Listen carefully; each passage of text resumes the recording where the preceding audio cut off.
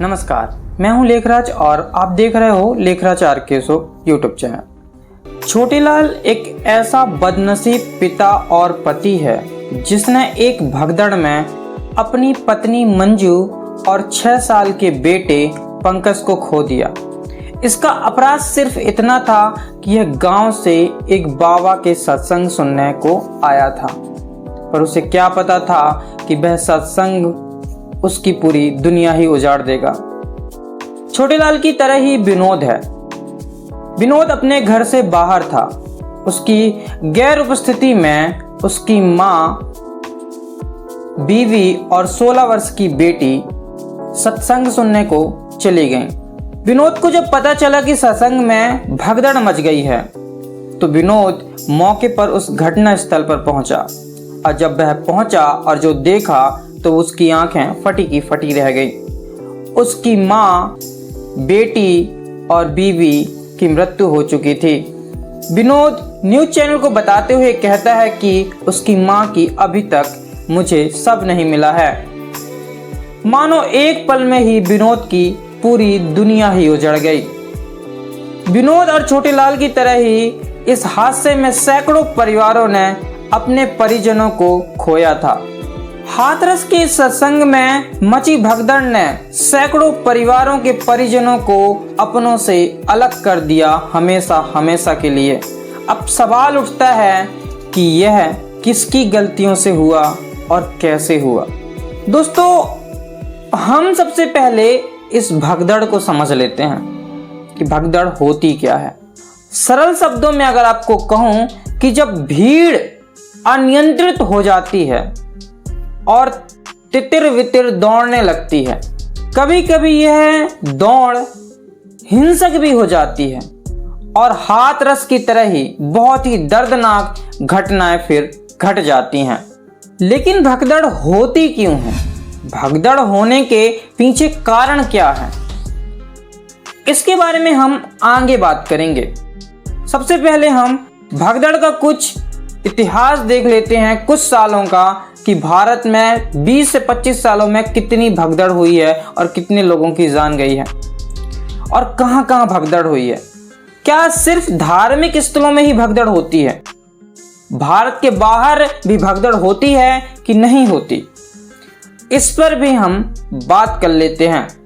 इसके बाद हम आपको बताएंगे भगदड़ के पीछे वैज्ञानिक कारण और भगदड़ में जान कैसे जाती है।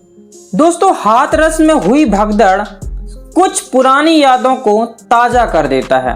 आज से 16 साल पहले 2008 में राजस्थान के मेहरगढ़ किले में चामुंडा माता मंदिर में भी कुछ इस तरह की ही भगदड़ मची थी और यहाँ पर 216 लोगों ने अपने जीवन से हाथ धो दिया था। 2008 में ही हिमाचल प्रदेश के नैना देवी मंदिर में भगदड़ मची, उसमें 162 लोगों ने अपनी जान गंवाई थी। इसी तरह 2005 में भी एक भगदड़ मची थी महाराष्ट्र के सतारा जिले के मंदार देवी मंदिर में। यहां पर तो 350 लोगों ने अपनी जान गंवा दी थी। 13 अक्टूबर 2013 में मध्य प्रदेश के दतिया जिले में रतनगढ़ मंदिर के पास मची भगदड़ में 115 लोग अपनी जान से हाथ धो दिए थे।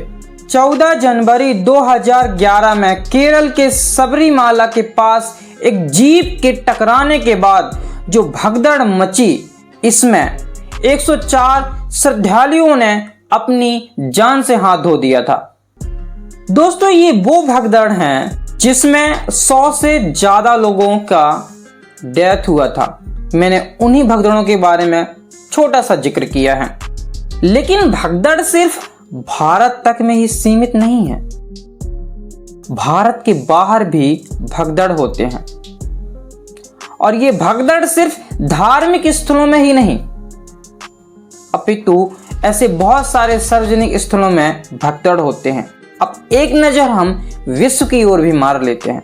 ह्यूस्टन का म्यूजिक फेस्टिवल, इंडोनेशिया का फुटबॉल स्टेडियम, सऊदी अरब का हज, साउथ कोरिया की राजधानी सेलोन में मची भगदड़ ने इन सभी जगहों में मची भगदड़ ने सैकड़ों लोगों की जान ले ली और सैकड़ों परिवार से उनके प्रियजनों को छीन लिया। दोस्तों, अगर मैं आपसे ये कहूं कि भगदड़ सिर्फ धार्मिक स्थलों में होते हैं, धार्मिक गुरुओं के कारण होते हैं या लोगों के बहुत ज्यादा अंधविश्वासी होने के कारण होते हैं, तो यह सरासर गलत होगा, क्योंकि भगदड़ का कोई एक कारण नहीं होता है। समय परिस्थिति के अनुसार भगदड़ के अलग अलग कारण होते हैं। भगदड़ के विषय में ब्रिटिश प्रोफेसर एक बात कहते हैं कि भगदड़ अक्सर किसी व्यक्ति के चिल्लाने के कारण ही होता है।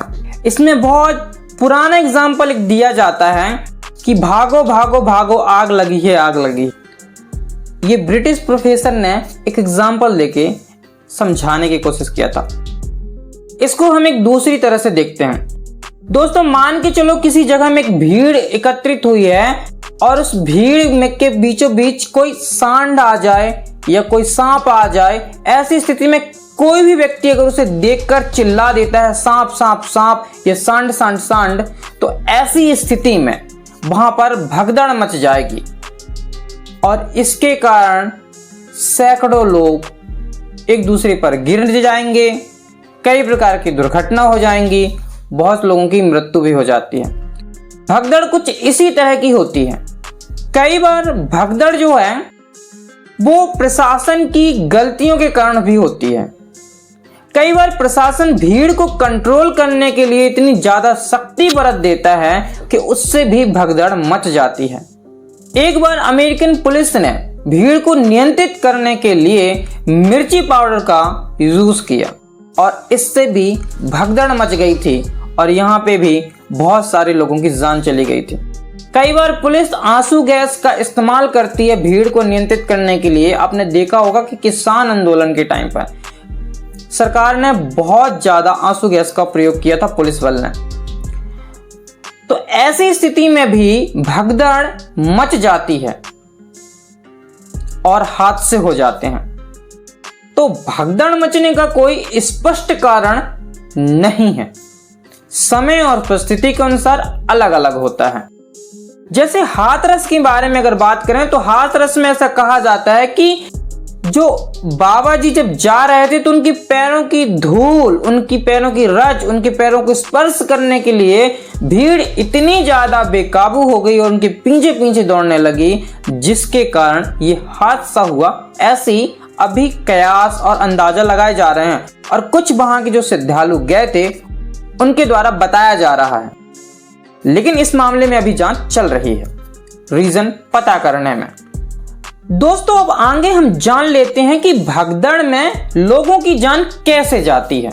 आपने फिल्मों में देखा होगा कि जैसे ही भगदड़ मचती है लोग दौड़ना शुरू हो जाते हैं, लोग गिर जाते हैं और पीछे के लोग उनको अपने पैरों तले कुचलते हुए आगे बढ़ जाते हैं और ऐसे में उनकी मृत्यु हो जाती है। यह आपने फिल्मों में देखा होगा, लेकिन ऐसा बहुत कम होता है कि कुचलने से लोगों की जान जाती है। इंग्लैंड के सफोल्क यूनिवर्सिटी में भीड़ विज्ञान पढ़ाने वाले प्रोफेसर जी कीथ स्टिल कहते हैं कि दम घुटने से ही 30 सेकंड में व्यक्ति बेहोश हो जाता है। एनपीआर को दिए गए इंटरव्यू में उन्होंने बताया कि जब लोग गिर जाते हैं तो वो खड़े होने के लिए संघर्ष करते हैं, तब उनकी बाहें और टांगें मुड़ जाती हैं। इस कारण उनके मस्तिष्क तक खून का संचार धीमा हो जाता है। 30 सेकंड में व्यक्ति बेहोश और 6 सेकंड में एस्फिक्सिया का शिकार हो जाता है और यही मौत की असल वजह होती है। ये कहना है प्रोफेसर का। हालांकि आपने भी इस चीज को महसूस किया होगा। आप में से बहुत सारे लोग कभी न कभी भीड़ में फंसे होंगे। जब भीड़ बहुत ज्यादा हो जाती है और वह अनियंत्रित होने लगती है तो दम घुटने जैसी परिस्थिति खड़े हो जाती है, आपका दम घुटने लगता है। मैं अपनी ही बात बताऊं तो मैं वृंदावन जब गया था तो वहां का एक फेमस मंदिर है वहां पर इतना ज्यादा क्राउड आ गया था, इतनी ज्यादा भीड़ बढ़ गई थी कि वहां मैं अच्छे से सांस भी नहीं ले पा रहा था। जैसे तैसे मैं वहां से निकलने की कोशिश किया और फिर निकल गया। हालांकि मैं इस दौरान मूर्ति के सामने तक मैं नहीं पहुंच पा रहा था क्योंकि भीड़ बहुत ज्यादा हो गई थी। आपने ऐसे कई बार तब भी देखा होगा जब मेला लगता है और भीड़ बहुत ज्यादा आ जाती है, तो वहां पर भी ऐसी घटनाएं हो जाती हैं। विशेष करके जब नवरात्रि के मेलों में भीड़ बहुत ज्यादा किसी पंडाल में आ जाती है, तब भी ऐसी दम घुटने जैसी घटनाएं होने लगती है। तो ये जो बात है प्रोफेसर की कि दम घुटने वाली, ये चीज मैंने खुद भी एक बार महसूस किया है और मेरी तरह सैकड़ों लोगों ने, हजारों लोगों ने महसूस किया होगा कि भीड़ में कभी कभी दम घुटने जैसी स्थिति आपके सामने बन जाती है। दोस्तों, जो भगदड़ के बीच का नजारा होता है ना, वो फिल्मों में जैसा दिखाया जाता है वैसा बिल्कुल नहीं होता। अंत में हम ये जान लेते हैं कि भगदड़ को रोकने का उपाय क्या है। तो दोस्तों, भगदड़ को रोकने के मेरे अनुसार दो सबसे महत्वपूर्ण उपाय हैं।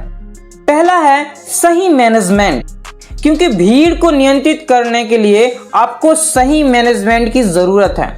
इसका एग्जाम्पल मैं आपको देता हूं। जब राम मंदिर का उद्घाटन हो रहा था, तब आपने देखा होगा कि सैकड़ों के संख्या में, हजारों के संख्या में लोग वहां एकत्रित हो गए थे, लेकिन वहां एक भी भगदड़ नहीं मची क्योंकि प्रशासन के द्वारा वहां पर सही मैनेजमेंट किया गया था। हालांकि एक बात अलग थी, प्रशासन को उस समय बहुत ज्यादा दबाव था क्योंकि बहुत ज्यादा वीवीआईपी लोग वहां मौजूद थे, लेकिन सही मैनेजमेंट होने के कारण वहां पे लाखों की संख्या में आए श्रद्धालुओं को नियंत्रित और कंट्रोल किया गया था और भगदड़ जैसी घटना होने से बचाया जा सका था। लेकिन जितनी जगह मैंने आपको बताया, यहां पर मैनेजमेंट तो बिल्कुल भी नहीं था। सबसे ज्यादा भगदड़ मैनेजमेंट की लापरवाही से और सही मैनेजमेंट न होने से ही होता है। दूसरा जो रोकने का उपाय है वो है शिक्षा। शिक्षा एक ऐसी चीज है जिससे आप भगदड़ को बहुत ही आसानी से काफी हद तक कंट्रोल कर सकते हैं। देखिए, जितने भी धार्मिक स्थलों में जो भगदड़ मचती है, उसमें एक प्रमुख रीजन रहता है अंधविश्वास। आप मानो या न मानो, अब ये लॉजिक ही बताइए कि बाबा के चरण छूने के लिए, उसके चरण रज, उसके पैरों को, धूल को माथे से लगाने के लिए, चूमने के लिए लाखों की संख्या में, हजारों की संख्या में भीड़ उनके पीछे भाग रही है। अगर वाकई में उन्हें लॉजिकल शिक्षा मिली होती, एक अच्छी शिक्षा मिली होती, तो वे एक जागरूक नागरिक होते और वो इस तरह एक बाबा के पीछे नहीं भाग रहे होते, और नहीं भाग रहे होते तो भगदड़ नहीं होती। तो धार्मिक स्थलों में होने वाली भगदड़ को हम सही एजुकेशन देने से रोक सकते हैं। दोस्तों, हाथरस में हुई भगदड़ के ऊपर हम अलग से बात कर सकते हैं क्योंकि उसमें बहुत डिटेल में चर्चा हो सकती है। अभी सिर्फ मैं आपको इस वीडियो में भगदड़ के थोड़ी सी इतिहास और वो क्यों होता है, उसके कुछ कारणों के ऊपर ही चर्चा करना इस वीडियो का मेरा मुख्य उद्देश्य था। कमेंट करोगे तो डिटेल में मैं हाथरस के ऊपर वीडियो लाऊंगा। आपको वीडियो कैसी लगी कमेंट में मुझे जरूर बताएं, और चैनल को न्यू है तो सब्सक्राइब जरूर करें, लाइक करें, शेयर करें। धन्यवाद।